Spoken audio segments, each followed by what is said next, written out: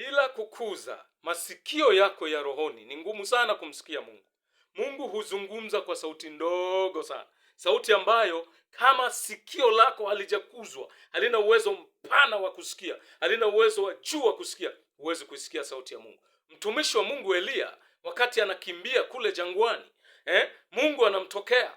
Kabla Mungu hajamtokea, kulikuja upepo, kulikuja dhoruba, kulikuja tetemeko, kulikuja moto, na yeye akadhani Mungu yuko katikati ya hilo tetemeko, katikati ya huo upepo, katikati ya hiyo dhoruba, katikati ya huo moto. Kumbe Mungu hakuwepo. Baadaye kabisa ndipo Mungu anatokea kwa sauti nyororo, sauti mororo, sauti ndogo sana, ikazungumza naye na kumpa mwongozo. Kwa hiyo sauti ya Mungu huja kwa upole, huja kwa udogo sana. Inahitaji usikivu, inahitaji utulivu, inahitaji sikio lililokuzwa, sikio lililopanuliwa, sikio pana, ili kuweza kusikia sauti ya Mungu. Usipofanya hivyo, utaishia tu kusikia makelele ya ulimwengu, kusikia makelele ya wanadamu, na wakati mwingine kusikia sauti ya shetani ukidhani kuwa ni sauti ya Mungu. Kumbe Mungu hayupo. Kuza sikio lako la rohoni, kuza sikio lako.